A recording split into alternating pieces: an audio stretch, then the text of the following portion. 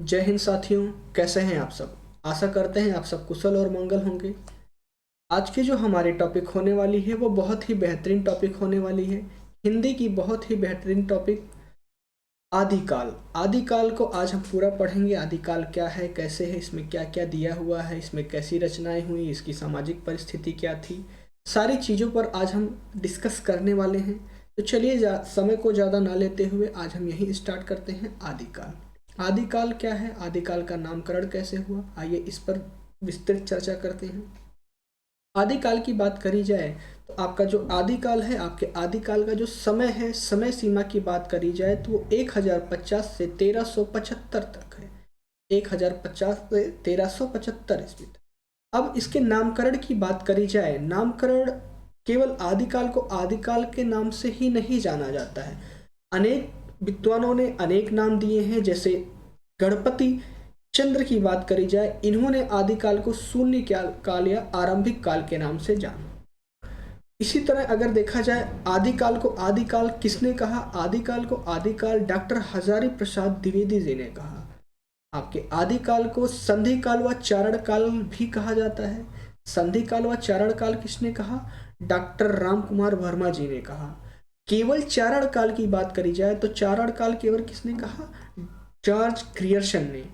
आगे देखा जाए वीर गाथा काल, वीर गाथा काल की बात करी जाए तो आचार्य रामचंद्र शुक्ल जी ने आदिकाल को वीर गाथा काल के नाम से जाना।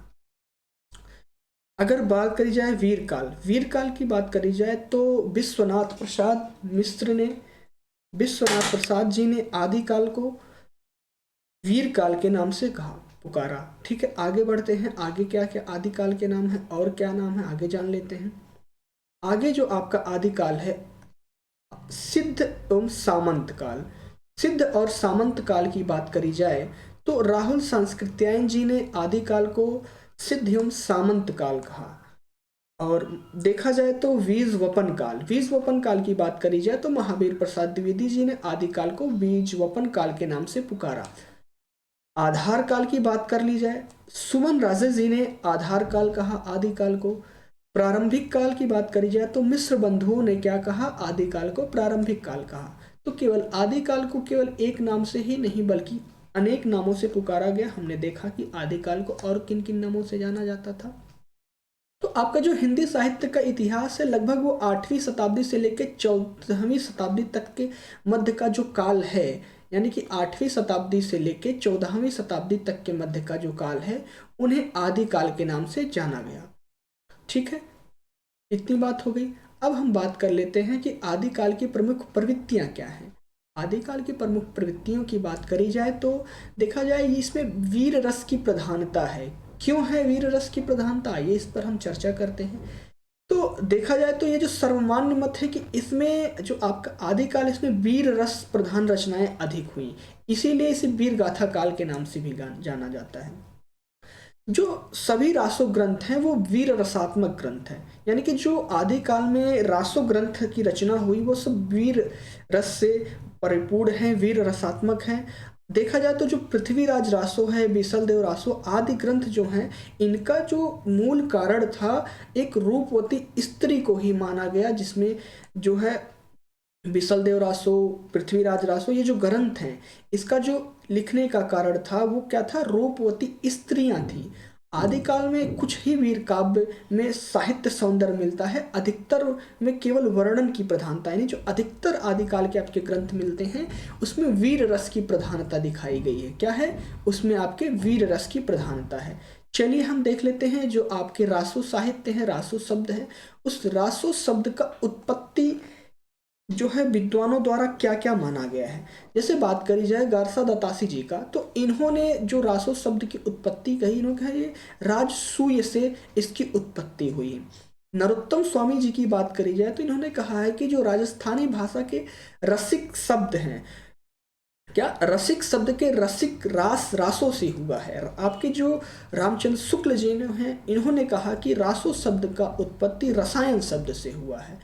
हजारी प्रसाद द्विवेदी जी की बात करी जाए तो इन्होंने कहा कि संस्कृत के नाट्य उपरूपक रासक शब्द से रासक रास रास रासों की, यानी कि हजारी प्रसाद जी द्वारा बताया गया कि संस्कृत के नाट्य उपरूपक से रासक शब्द का यानी रासो शब्द की उत्पत्ति हुई है। बात कर ली जाए आपके जो है नंद दुलारे वाजपेयी जी ने, इन्होंने कहा कि जो रासो शब्द की उत्पत्ति वो रास शब्द से हुई है। अगर बात करी जाए कविराज श्यामलाल तथा काशी प्रसाद जायसवाल जी, इन्होंने कहा है कि जो रासो शब्द है उसकी उत्पत्ति रहस्य शब्द से हुई है। और हर प्रसाद शास्त्री जी ने इसे माना है कि रासो शब्द की उत्पत्ति आपके राजयश शब्द से हुई है। तो हमने देखा अभी कि रासो शब्द जो है, रासो शब्द की उत्पत्ति कहाँ से हुई है, विभिन्न विद्वानों ने क्या क्या मत दिए हैं। अब हम थोड़ा बात कर लेते हैं रासो साहित्य यानी जो रासो है, प्रमुख रासो कवि और उनकी रचनाएं हैं। बात करी जाए दलपति विजय जी की, तो दलपति विजय जी का जो है काव्य ग्रंथ है वो खुमान रासो, ये राजस्थानी में इसका जो रचना काल है वो 1729 है। क्या है? 1729 ईस्वी है। और षडगाथर की बात करी जाए तो ये हम्मीर रासो ये अपभ्रंश भाषा में लिखा गया है। किसमें? अपभ्रंश भाषा में लिखा गया है, जिसका समय सीमा की बात करी जाए यानी रचना काल की बात करी जाए तो 1357 माना गया है। और अगर जगनिक की बात करी जाए तो जगनिक का जो काव्य ग्रंथ वो क्या है? परमाल रासो है। ये 1230 संवत में लिखा गया था। चंदबरदाई जो कि प्रसिद्ध है बहुत ही, पृथ्वीराज रासो, ये डिंगल पिंगल भाषा में लिखी गई है। कब? 1343 ईस्वी में। नाल सिंह का जो है वो विजयपाल रासो है, तो ये 16वीं सदी में लिखा गया था। नरपति नाल की बात करी जाए तो बीसल देव रासो जो कि अपभ्रंश भाषा में लिखा गया। कब लिखा गया था? ये 1212 में। एक रचयिता है अज्ञात, यानी कि ये जो आपका है काव्य ग्रंथ है मंजू रासो, इसके रचयिता कौन है ये अज्ञात है और इसकी समय सीमा भी जो है हमें ज्ञात नहीं है। लेकिन जो ग्रंथ प्राप्त हुए हैं वो किस नाम से है? मंजू रासो के नाम से है। तो हमने देखा कि प्रमुख रासो कवि और उनकी रचनाएं क्या क्या थी और समय सीमा क्या थी। अब हम आगे बात कर लेते हैं कि आपके जो आदिकाल है, आदिकाल का अगला प्रमुख प्रवृत्ति क्या है? इसमें युद्धों का सजीव वर्णन किया गया, यानी कि जो आदिकाल था उसमें जो कवि होते थे वो दरबारी कवि होते थे।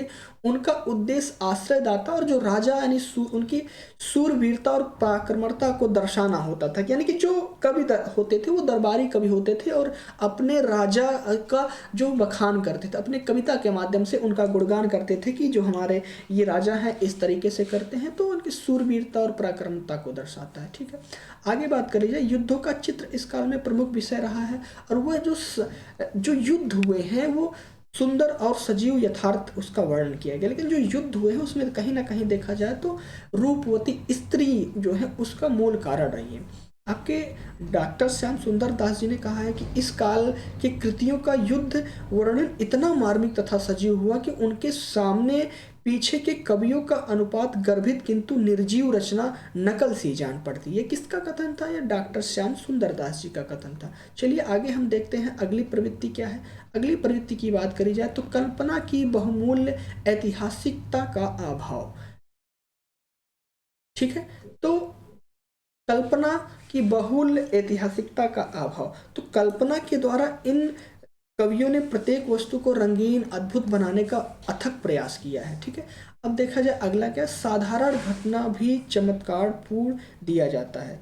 जो साधारण घटना थी वो कवियों के द्वारा उसको चमत्कारिक बना दिया जाता था और उसमें वीर रसात्मकता के प्रमाण दिए जाते थे। और तो जो वीर रसात्मक ग्रंथ थे उनके जो प्रमाण मिले वो संदिग्ध है, अतः इन्हें ऐतिहासिकता का अभाव देखने को मिलता है। ये क्या कल्पनातीत है, ये कल्पना मात्र था कि ऐसा हुआ है। ठीक है, अगला क्या है, अगला हम देख लेते हैं। अगला जो आपका है वो है राष्ट्रीय एकता का अभाव। क्या है? राष्ट्रीय एकता का अभाव। आदिकाल में जो देखा गया कि राष्ट्रीय एकता का अभाव था, यह संपूर्ण राष्ट्र का प्रतिनिधित्व नहीं करता था, यानी कि आपके पूरे समूचे समाज का, पूरे समूचे राष्ट्र का प्रतिनिधित्व नहीं करता था। कौन? आदिकाल। जो इस काल में छोटे छोटे राज्य जो होते थे वो भारतवर्ष से विभक्त तथा राष्ट्रीयता की भावना पूर्णता से क्या थे? अभावग्रस्त स्थिति में थे। छोटे छोटे जो थे राज्य आपस में बटे हुए थे। जो राष्ट्र था समूचे एक राष्ट्र का प्रतिनिधित्व नहीं होता था, वो राष्ट्र जो था छोटे छोटे ऐसे राज्यों में विभक्त था। आश्रयदाताओं की प्रशंसा, आदिकाल में अधिकांश कवि जो होते थे वो राजा और सामंतों के आश्रय में। अभी हमने बात किया था ना कि पिछले आगे चल के कि जो कवि होते थे वो दरबारी कवि होते थे, कि यानी कि जो कवि थे वो केवल अपने राजा का गुणगान करते थे, बखान करते थे। यानी कि क्या होता था, इस काल का प्रमुख प्रवृत्तियां, एक ये भी देखा गया है कि इसमें आश्रयदाता की प्रशंसा की बात करी गई। यानी कि जो कवि होता था वो केवल अपने राजा और सामंतों के आश्रय में रहकर पल बढ़कर उन्हीं की प्रशंसा करता था, ना कि समाज की करता था। ठीक है, अगला देखा जाए क्या है। अगला जो आपका है हिंदी कविता का प्रारंभिक रूप। जो हिंदी कविता का प्रारंभ हुआ वो इस यहीं से माना जाता है। कहाँ से? आदिकाल से। संस्कृत प्राकृतिक और अपभ्रंश में गद्य पद्य दोनों रूप काव्य की रचना की प्रधानता मिलती। कहाँ पे? आदिकाल में। ठीक है, हिंदी में जो है पहले की सभी भाषाएं जन भाषाएं ना हुआ करती थी। यानी कि जो भाषा थी वो सभी जन भाषा नहीं थी, वह किसी विशिष्ट अति समुदाय अथवा वर्ग के लिए हुआ करती थी। वो पूरे समूचे समाज के लिए नहीं हुआ करती थी, वो किसी एक के लिए हुआ करती थी। ठीक है, आगे क्या है, वह साहित्य रूप जन सामान्य के लिए ना होकर उच्च श्रेष्ठ कुल के लिए हुआ करती थी। यानी कि जो साहित्य था वो हमारे सामंत वर्ग, जो शोषित वर्ग हैं, उनके लिए ना होकर जो उच्च पदाधिकारी होते थे, राजा होते थे, सामंत होते थे, उच्च पदाधिकारी यानी जो उच्च पद पर हुआ करते थे, उनके लिए ये जो साहित्य था उनके लिए हुआ करता था। आगे क्या है, सांस्कृतिक महत्व। सांस्कृतिक महत्व की बात करी जाए तो सांस्कृतिक दृष्टि से जो आदिकाल में रचा गया साहित्य अत्यंत महत्वपूर्ण था। आदिकाल के जो साहित्य थे वो देश विदेश के लेखकों को भी प्रभावित करता है। ठीक है, तो ये इतनी बात हो गई हमारी। चलिए आगे बढ़ते हैं हम। आगे क्या है, आगे जो है आपका आदिकाल की जो प्रमुख प्रवृत्तियों में से एक है, जो सबसे महत्वपूर्ण इंपॉर्टेंट, भाषा की बात करी जाए। भाषा और प्रबंध काव्य लेखन में इसमें डिंगल और पिंगल भाषा थी। अब जो हिंदी भाषा का विकास भले ही आदिकाल से नहीं हुआ है, लेकिन इसका जो प्रारंभ था वो आपके आदिकाल से ही हो गया था। डिंगल भाषा की बात करें, ये जो अपभ्रंश के झलक से ही मिलती है। अगर देखें तो मैथिली के विद्यापति जी ने जो है इसे रस बरसाए आया है। यानी कि वो जो मैथिली जी थे, वो मैथिली कवि जो थे विद्यापति जी ने जो रस बरसाए हैं वो अपभ्रंश से ही बरसाए। यानी कि जो डिंगल पिंगल भाषा थी इसी में किए हैं। तो यानी कि जो इन ग्रंथों में डिंगल पिंगल मिश्रित राजस्थानी भाषा जो है प्रयोग, यानी विद्यापति जी जो थे इन्हीं भाषाओं का प्रयोग किए थे। ये राजस्थानी थे, मैथिली थे, यानी कि डिंगल पिंगल भाषा का प्रयोग किए थे। अब इसमें देखा जाए अलंकार और छंद का प्रयोग। जो वीर काव्य है इसमें वीर रस की प्रधानता भी देखी जाती है, क्योंकि अभी हमने पीछे बात किया था ना कि जो रासो साहित्य थे वो वीर रस के थे, क्योंकि स्त्रियों को लेकर इसमें जो है रचनाएं की जाती थी। मूल कारण क्या थी? स्त्रियां थी, रूपवती स्त्रियां थी। तो इसमें जो अलंकार देखा जाए वो रूपक भी है, आपका यमक भी है, उत्प्रेक्षा भी है और यमक भी है। ठीक है, तो उपमा, रूपक, उत्प्रेक्षा और यमक आदि प्रकार के इसमें आपको अलंकार भी देखने को मिलते हैं। ठीक है, इतनी बात हो गई। चलिए अब हम आगे बढ़ते हैं। अब आदिकालीन परिस्थितियों की अगर बात करी जाए कि उस समय की क्या परिस्थिति थी। आदिकालीन परिस्थिति जो थी वो भावात्मक स्थिति और गतिशील चेतना के सार्थक अभिव्यक्त थी। तो वहाँ की जो धार्मिक परिस्थिति थी, हम उस पर बात कर लेते हैं। धार्मिक परिस्थिति की बात करी जाए तो ईसा की 7वीं शताब्दी से पूर्व देश का जो धार्मिक वातावरण था वो शांत और सद्भावपूर्ण था। भक्ति आंदोलन को ये क्या था आपका, बहुत ही शांत और सद्भावनापूर्ण था। भारत में उत्तर भारत में लाने का जो श्रेय है किसका, ये जो आप रामानंद जी हैं, रामानंद जी भक्ति आंदोलन का जो श्रेय जाता है लाने का, वो किसको जाता है? रामानंद जी को जाता है। उत्तर भारत में भक्ति आंदोलन जो थी 13वीं शताब्दी में आई। रामानंद जी के जो शिष्य थे कबीर दास, रैदास जी, धन्ना पीपा जी, सेना आदि, ये जो थे ये भक्ति आंदोलन के अंतर्गत आते। ये देखिए एक वाक्य भी है कि भक्ति उपजी द्रविड़ लाए रामानंद। तो इससे ये ज्ञात होता है कि जो भक्ति आई है वो किससे? रामानंद जी जो है लेके आए हैं। ठीक है, इतनी बात हो गई। अब हम आगे बढ़ते हैं। आगे हमारा क्या है, आगे सामाजिक परिस्थिति की बात अगर कर ली जाए, सामाजिक परिस्थिति क्या है, सामाजिक परिस्थिति क्या कह रही है उस समय की।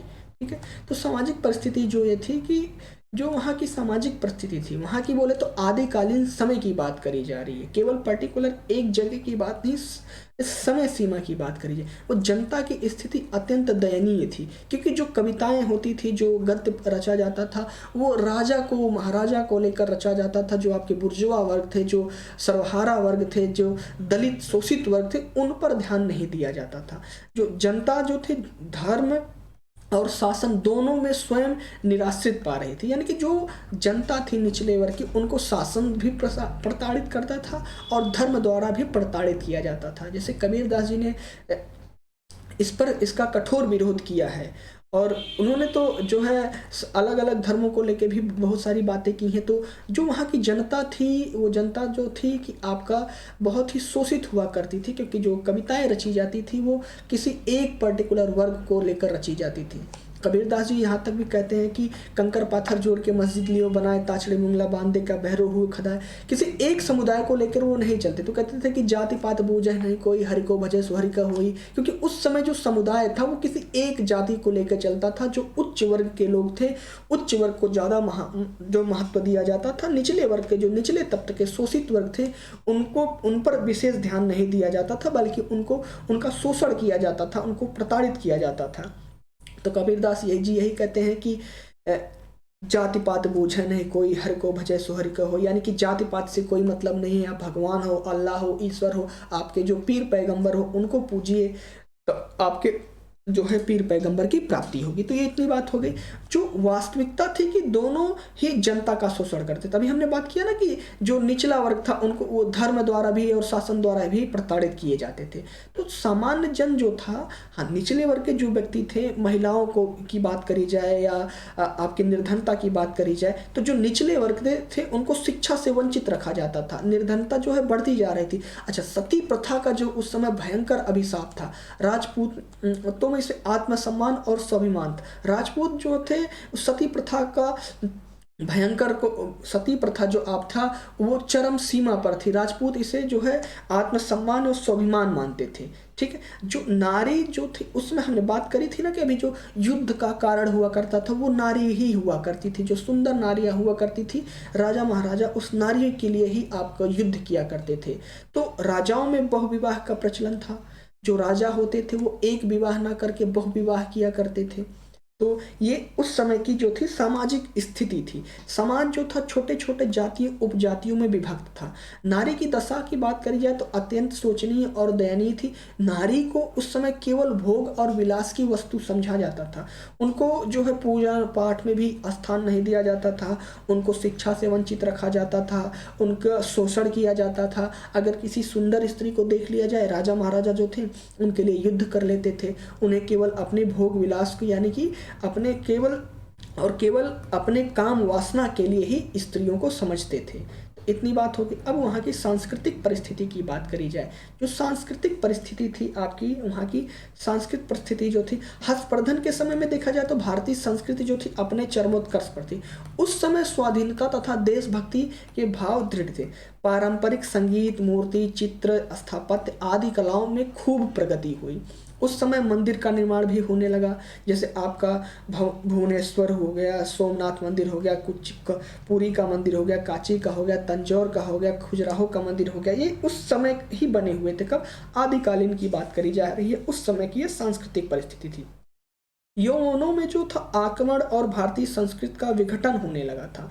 हमारे त्योहार, मेलों, खान पान, वेशभूषा और विवाह आदि क्षेत्रों में इस्लाम का गहरा प्रभाव था। ठीक है, कला के क्षेत्र में भी भारतीय संस्कृति लुप्त हो गई थी। गायन, वादन, नृत्य आदि पर भी विदेशी संस्कृति का प्रभाव बढ़ने लगा था। यानी कि जो विदेशी संस्कृति थी उनका प्रभाव हमारे संस्कृति पर पड़ने लगा था। ठीक है, इतनी बात हो गई। अब आगे हम देखते हैं क्या था। साहित्य की बात करी जाए, साहित्यिक परिस्थिति की बात कर ली जाए, तो जो साहित्यिक परिस्थिति थी उस समय, उसमें जो अशांत वातावरण में भी ये निरंतर विकास कर रहा था। जो साहित्य था वो वातावरण अशांत में भी बहुत निरंतर जो है विकास कर रहा था। इस काल में खूब रचनाएं हुई। सांस्कृतिक के अलावा प्राकृतिक अपभ्रंश में भी प्रचुर मात्रा में देखा गया, रचा गया। जैसे जैन साहित्य, सिद्ध साहित्य का इसमें प्रमाण मिलता है। ठीक है, अभी आगे हम बात करेंगे जैन साहित्य, सिद्ध साहित्य, नाथ साहित्य क्या है, कितने नाथ हुए, सारी चीजें। संस्कृत के कवि रचना की बात करी जाए तो प्रतिभा उद्घाटन में, अपभ्रंश में कवि धर्म प्रचार में लीन थे। किसमें, अपभ्रंश भाषा में थी। ठीक है, केवल हिंदी ही एक ऐसी भाषा थी जो साहित्य के माध्यम से तत्कालीन परिस्थितियों को किसी रूप में उद्घाटित कर रही थी। कौन सी भाषा थी, हिंदी भाषा थी। तो ये उस समय की सांस्कृतिक परिस्थिति की बात हो गई।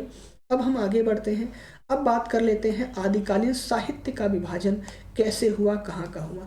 बात करी जाए धर्म के आधार पर तो देखा जाए 3 प्रकार के हैं आपके, सिद्ध साहित्य, नाथ साहित्य, जैन साहित्य, जिसकी अभी हम विस्तृत चर्चा आगे करेंगे।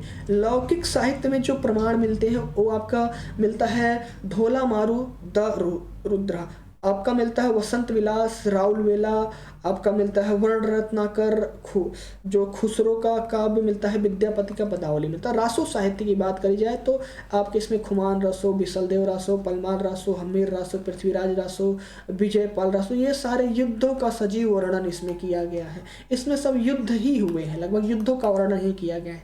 तो आपका जो आदिकालीन था मुख्यतः सिद्ध साहित्य, नाथ साहित्य और जैन साहित्य में विभक्त था। चलिए हम आगे देखते हैं आगे क्या है। आगे आपका है सिद्ध साहित्य की बात कर ली जाए। क्या, सिद्ध साहित्य। सिद्ध साहित्य की बात करी जाए तो भारतीय साधन में जो इतिहास में 8वीं शताब्दी में सिद्ध की सत्ता देखी जाती। कब, 8वीं शताब्दी में। जो बौद्ध धर्म के महायान शाखा थे, बौद्ध धर्म के महायान शाखा को वज्रयान कहा जाता था, और वो जो वज्रयानी थे उन्हें ही सिद्ध कहा गया था। वज्रयान का जो तत्व के प्रचार थे वो जन भाषा में जिन साहित्य में लिखा गया वो सिद्ध साहित्य कहलाते, यानी कि जो वज्रयान थे जिन तत्वों में अपने धर्म का प्रचार प्रसार किए वही सिद्ध साहित्य कहलाते। सिद्धों की संख्या वैसे देखी जाए तो 84 मानी जाती है, जिसमें 23 सिद्ध की रचना उपलब्ध है। कुछ देख लेते हैं। दोहा कुश किसका है, सरहपा का है। इसमें देखिए लास्ट में पा दिख रहा है। ठीक है, आपका चर्यापद जो है जो सबरपा का है। अब डोम्बी गीतिका जो है आपका इसके जो रचनाकार है कौन है, डोम्भिपा है। ठीक है, तो ये आपका जो है सिद्ध साहित्य में रची गई रचनाएं थी। अब आगे हम देखते हैं नाथ साहित्य क्या है, नाथ साहित्य कैसे क्या क्या है। नाथ साहित्य की बात करी जाए तो आपके जो नाथ साहित्य हैं, सिद्ध साहित्य में आई जो विकृतियां थी उनके विरोध में ही आपका जो नाथ साहित्य जन्म लेता, यानी कि जो सिद्ध साहित्य था उसका विरोध करने वाले जो थे वो नाथ साहित्य का जन्म हुआ। नाथ में देखा जाए जो आपका ना है, ये जो नाथ है, नाथ में जो ना है उसका अर्थ होता है अनादि रूप, और जो था है, था का अर्थ आपका होता है भुवन त्रय।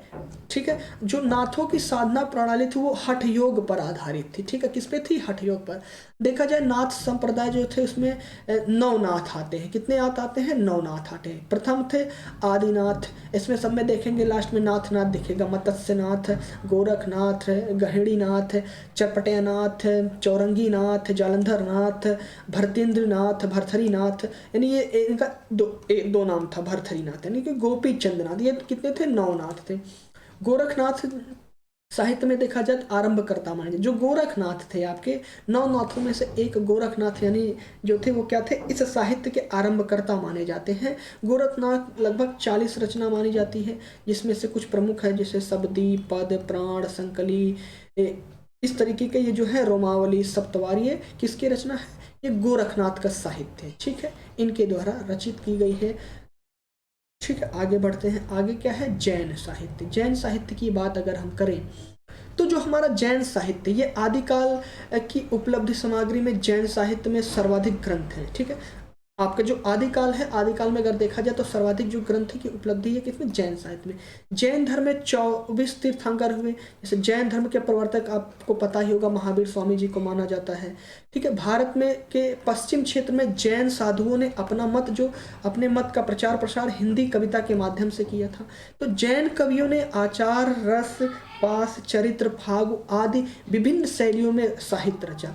जैन साहित्य का सर्वाधिक लोकप्रिय जो रूप था वो रास ग्रंथ माना जाता है। कौन सा, रास ग्रंथ माना जाता है। ठीक है, तो ये जैन साहित्य की बात हो गई। चलिए ठीक है, आगे देखते हैं क्या है। आगे कुछ जैन साहित्य के प्रमुख रचना दी गई है, हम उस पर बात कर लेते हैं कि जैन साहित्य क्या क्या कैसे कैसे था। ठीक है, तो आपके जो जैन साहित्य के प्रमुख रचना थे, आपके भरतेश्वर बाहुबली, इनकी रचना थी शालिभद्र सूरी, बुद्धिराज, शालिभद्र सूरी, सूलिभद्र रास, जिनि धर्म सूरी, आप देख रहे होंगे सूरी सूरी दिख रहा है। जीव दया रास, आसगु, जिनि पद्म सरी रास, सरपति सारमर्ति। अच्छा, गौतम स्वामी रास था, उदयवंत। इस तरीके के ये क्या थे, जैन साहित्य के प्रमुख रचना थे। रचना और रचनाकार की बात हमने कर लिया, ठीक है। तो ये चीजें हो गई। अब हम थोड़ा सा और आगे बढ़ते हैं, आगे देखते हैं क्या हुआ।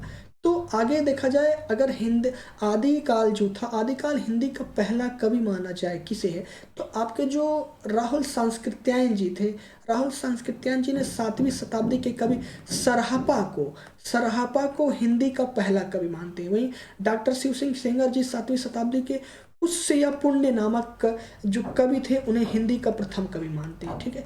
अब आपके जो डॉक्टर गणपति चंद्र गुप्त शालिभद्र जो थे, शालिभद्र सूरी को हिंदी का प्रथम कवि मानते हैं। इनकी रचना कौन थी, भरतेश्वर बाहुबली थी। तो ठीक है, इतनी बात हो गई। हमने आदिकाल पर विस्तृत चर्चा कर ली है। आदिकाल का नामकरण, परिस्थितियाँ, सामाजिक परिस्थिति क्या थी, रचनाएं, उसके प्रकार, जैन साहित्य, नाथ साहित्य, ठीक है, सारी चीज़ों की हमने विस्तृत चर्चा कर ली। तो हम आशा करते हैं कि आप सभी को हमारा ये लेक्चर पसंद आया होगा, कंटेंट पसंद आया होगा। अगर आप सभी को पसंद आया हो तो कृपया करके आप सभी हमारे चैनल को सब्सक्राइब जरूर करें, वीडियो को ज़्यादा से ज़्यादा शेयर करें, लाइक करें, अपने दोस्तों तक भी पहुँचाएँ, जिससे थोड़ा सा मोटिवेशनल मिलता है और आगे की कक्षाएँ संचालित करने में काफ़ी आनंद आता है। तो आज की कक्षाएँ हम यहीं तक रखते हैं। जय हिंद, जय भारत, स्वस्थ रहें, मस्त रहें।